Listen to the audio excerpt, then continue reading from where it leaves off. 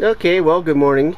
I'm going to try to not move the camera so much, at least not so quickly. I did notice yesterday I was a little jerky, but I do have essential tremor, which is an indication. It's a disease which is kind of like Parkinson's, except for it's a lot more long-term. Anyhow, it causes me to shake somewhat. Anyway, there's the engine stand as it was completed yesterday. Turned out pretty well, went pretty easily. Looking forward to using it now. So I'm starting my cleanup process here. Oh, there's Mama Kitty over there. She's checking out some food source. I think she must have found something she wants to eat. But that's the Mama Kitty of the babies that I shared yesterday. She's a sweet old girl. Anyway, trying to make some headway for my Facebook friend here. I want to show that there it is uncovered. Let me get this chair out of the way. Yeah, I actually pulled the cover off. So today will be the day we start tearing into the engine and at least take a look at what's in here. I want to try to get as many parts as I can taken over to the machine shop today, so or today or tomorrow, one way or the other. Anyhow, so I'll pull the heads off. The rockers are on loose. Obviously, the push rods have all been taken out already, so they should just come right off. But yeah, I mean, heck, it was a sweet engine when it ran. It ran pretty much flawlessly, except for the storage problem. Anyway, so yeah, I'm trying to make progress. As you can see, I've got my ladder out, putting things up on the top, and cleared a bunch of stuff out from over here. Now that pile right there is mostly all donate anyway. And but as you can see here, what happens for us is that instead of just putting so many things away, it ends up in another pile somewhere else. And that's pretty much the way it works for me now anymore.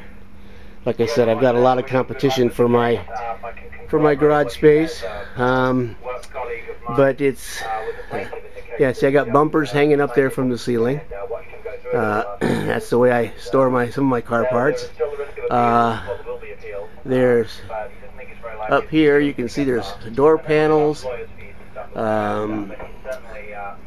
There's carpet up there. That box there's carpet. So I need to pull all that stuff down at some point and start going through it. Okay, well, I'm gonna start a little more cleanup here, and then catch you up a little bit later on my progress. All right, so I'll talk to you in a bit. Okay, well, I got the passenger side head is all loosened up. All the bolts are out, rockers are off. So I'm going to go ahead and pop that head. And sorry about that. And anyway, we'll pop this off. See how things look on the underside. So give me a minute. Wish me luck. Okay, interesting. So here are the cylinders.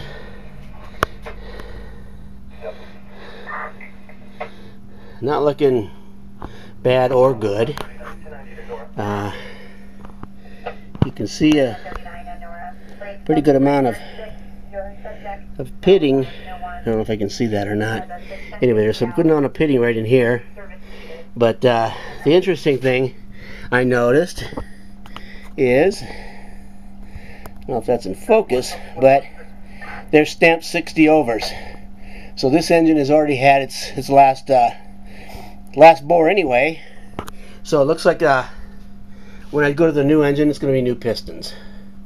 So I guess that's good and bad. Now I'll go ahead and take you over to the head and show you what that looked like, and show you some little anomaly there that I think might explain a lot of the problem too. Okay, here's the head, and a lot of carbon obviously, but here's the interesting thing. Right here you can see it looks like this head gasket gave way right about there, and damage to this, you know, you can see the water damage here and the water damage here. So anyway, I mean, the heads are good. I haven't checked the valve clearance, but like I said, I haven't put many miles on this thing, and we'll see how it cleans up. But once the carbon's all cleaned off and things are cleaned up, it's just a piece of little head gasket. Okay. Anyway, yeah, it looks like it blew a head gasket at some point. So I'm kind of glad I'm going through this thing when I'm doing it now. So I'm going to do it right. Anyway, there's one side, and see you get busy on the other side here in a little bit. Okay, back to you later. Okie dokie. Here's the driver's side. Head off. Things don't look too bad. A lot of crud in there, but I'll have to turn this thing over and take a look around. But this side definitely cleaner than the other. But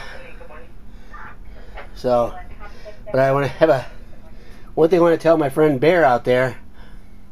When I was taking these heads off, it was like one turn of the wrench and 3 minutes of rest. One turn of the wrench, 3 minutes of rest. He knows what I'm talking about. All right, let me go take you over to the head now. Okay, here's the driver's side head.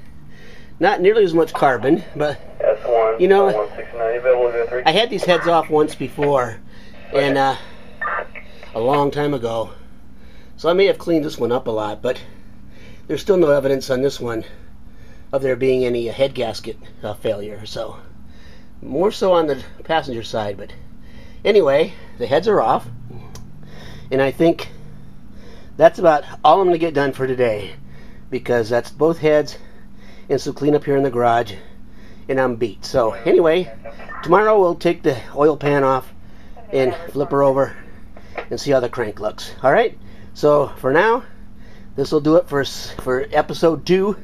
Enjoy, comment please, nice and I like kind criticism. So anyway, there we go, day 2.